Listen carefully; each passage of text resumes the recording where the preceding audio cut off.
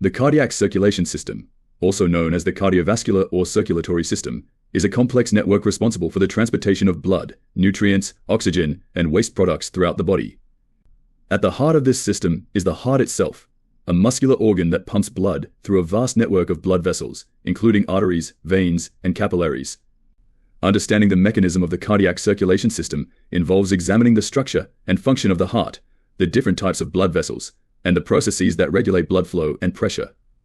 The heart is a four-chambered organ located in the thoracic cavity, between the lungs and slightly to the left of the midline. It consists of two upper chambers called atria and two lower chambers called ventricles. The right side of the heart, which includes the right atrium and right ventricle, handles deoxygenated blood, while the left side, comprising the left atrium and left ventricle, deals with oxygenated blood.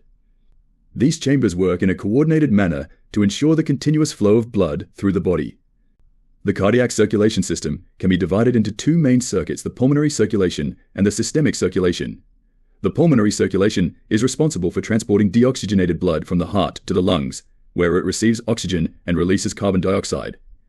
The systemic circulation, on the other hand, carries oxygenated blood from the heart to the rest of the body, delivering essential nutrients and oxygen to tissues and organs and returning deoxygenated blood back to the heart. The journey of blood through the cardiac circulation system begins in the right atrium, where deoxygenated blood from the body enters the heart through two large veins, the superior vena cava and the inferior vena cava.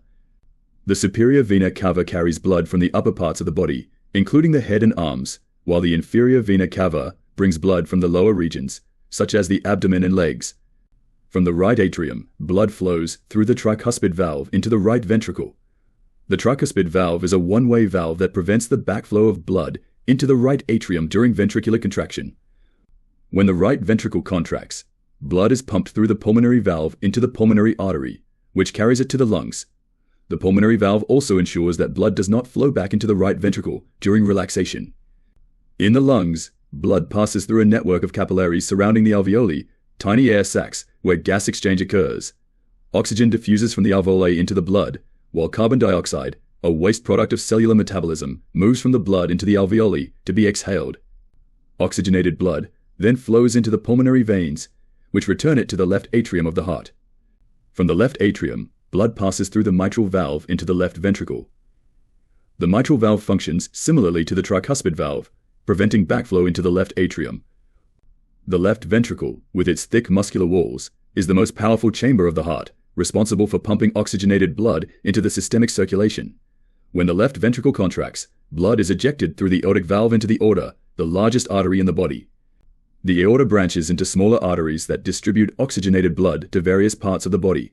These arteries further divide into arterioles and capillaries, which facilitate the exchange of oxygen, nutrients, and waste products between the blood and tissues. After delivering oxygen and nutrients, blood collects waste products and carbon dioxide and begins its journey back to the heart through the venous system. Capillaries merge to form venules, which join to become veins. These veins converge into larger veins, eventually leading to the superior and inferior vena cava, which return deoxygenated blood to the right atrium, completing the circuit. The heart's ability to pump blood efficiently is regulated by an intricate electrical conduction system. This system generates and transmits electrical impulses that coordinate the contraction and relaxation of the heart muscle. The sinoatrial node, located in the right atrium, acts as the natural pacemaker of the heart, initiating each heartbeat by producing electrical signals.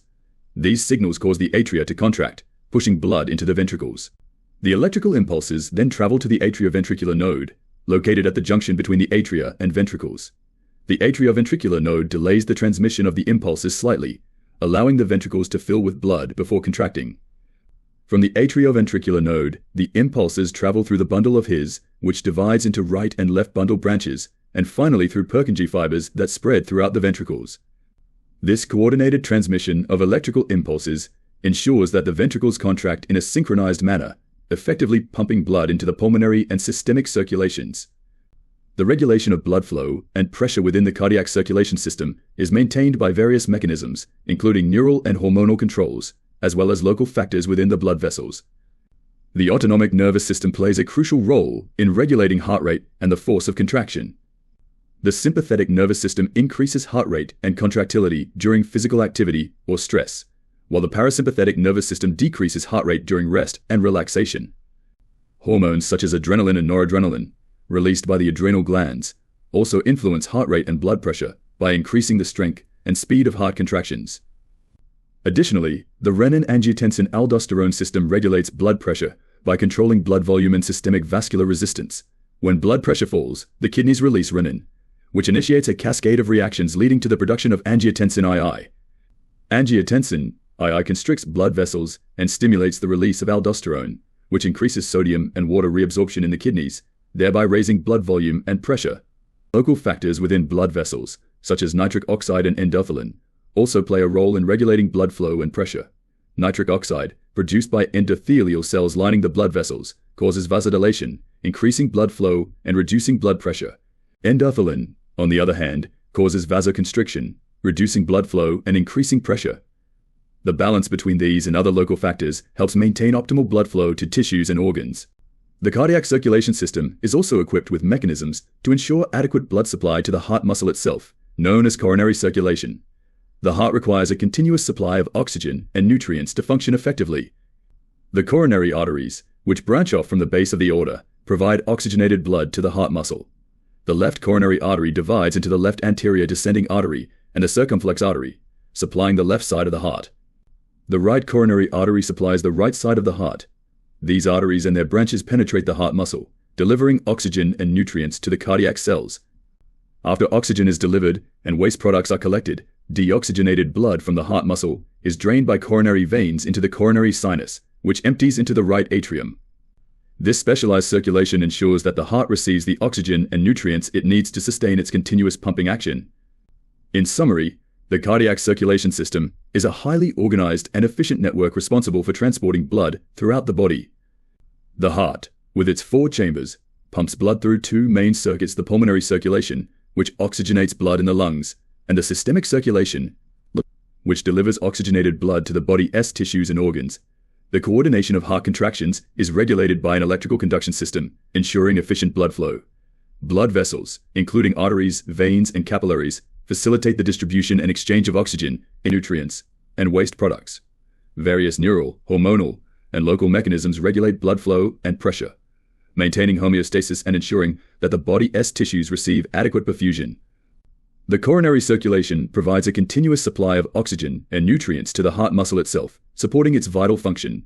Together, these components create a dynamic and robust system essential for sustaining life.